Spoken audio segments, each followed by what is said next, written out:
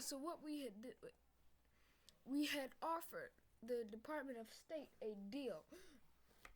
And the reason we're here in Spain is for a different thing, but we had offered the United States Department of State a deal, and with the current Secretary of State, Marco Rubio, when he's Secretary of State, we'd offer him a deal. What we did was we said that we could give the seafare too that he travels on all the time. I made it clear that we could put a new radar on the plane. We put a radar, a high tech radar that could detect engine failures before the plane takes off, missile locks, and the system can also deploy flares. Now, what the original blueprint was to only test it on one aircraft. Now, currently, while we're here in Spain, as we speak, in Edwards, California, there's a 757 test bed with the same radar system, and they're testing the system there in Edwards Air Force Base, California. So we have the radar, and as time moves on, we're gonna see how it works for the plane he uses, because when he travels, he's gonna need that protection with his plane. So we're gonna see how it works on that plane. If it works there, we can maybe put it on a more fleet of planes. But for now, we're just putting it on one. We're just putting it on one aircraft for now. But the radar, the funny part is, the radar is the size of a golf ball. The radar is the size of a golf ball, but they came to me and they said, it's a dumb idea. They said, how can a radar so small like that protect an aircraft? It's technology. This is America. Currently, they have technology that can do that. We just built the radar, and at Edwards Air Force Base, of course we have two, because it's obvious. We have one in the box, and we have one on the test bed at Edwards Air Force Base on the 757. Now, if you're wondering how we got our hands on the 757 from Boeing Field in Seattle, they had a plane, the 757 up there. They weren't using it, and we rented it out. And then what we did was we put the radar system on it, and we put the screen on it, and then we took it for a test flight. They did a test flight, and they did the test flight. Now, this radar has not been tested on the F-22 or the F-35, because that's what they were wondering. Marco Rubio was wondering if it was there. No, but I did tell him it had no failures. The radar did not fail. It was high-tech technology. The radar did not fail at all. It worked. What we had done was, in the Mojave Desert, we had set up fake targets so the radar could identify. And let me keep clear that this radar system can detect threats from millions and thousands of miles away over North Korea, from Andrews.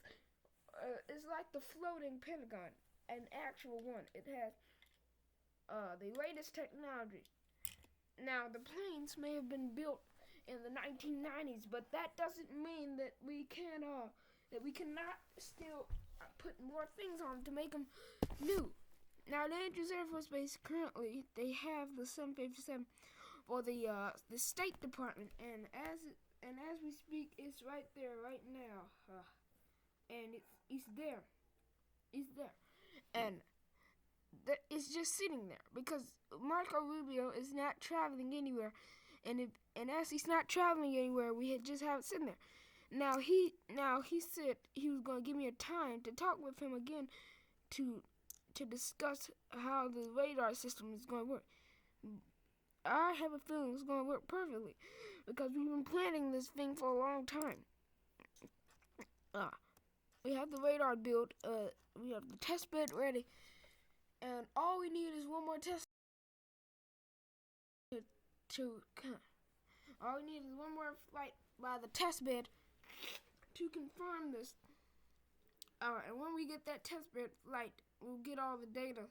And when we get all the data, we'll send it to the State Department, and then the Air Force Department, and then they'll send it back to the Pentagon. Then they'll send it from the Pentagon to Marco, and then they'll put it there and install the system. Now, the budget for it is about $1,000. I personally lowered it to $1,000 because it was going to be $1.5 million, but I lowered it to $1,000. And this radar system is going to work. I talked with Marco last night. He said it was a good idea. So, to keep this clear, we do not have the plane yet. I mean, we don't have the system installed on C-32, but we do have it installed on a 757 test bed. And we use that. And then we have it installed on one plane.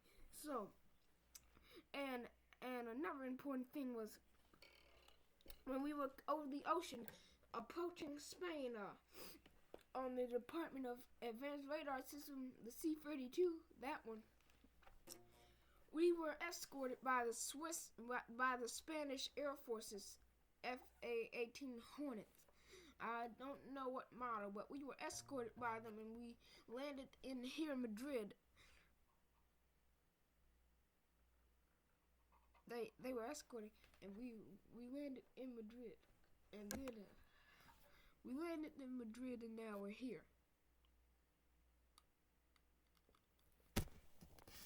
So we offered them the radar deal. They said yes to it. They said it was a good idea. We offered it to them, and now that's how far we are into this process right now. And forgive me if you can't hear me because all these microphones are too far away from my mouth. Anyway, we have the radar systems. We have the radar systems here, and they're ready to be set up as soon as I make another meeting. We'll have this system set up, and when you see the Air Force 2 with Marco on have it, you will see the radar. It's a small golf ball, so unless you have high-tech cameras, you might not be able to see it unless it's on the ground. So we have the radar system ready for takeoff. Ready for takeoff at Edwards. Now this is going to be my shortest meeting yet. We're here to stop by in Spain for this meeting, and then we're going to take off to go back to Andrews. Now that's going to be a long flight if you ask me.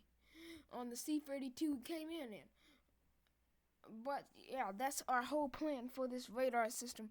We're going to have this done, and we do have a name for the radar. It has a name, but I can't disclose the name at the moment. But you will know the name eventually because we'll be using it on tons of more aircraft. But the name cannot be disclosed at this time. But we do have it.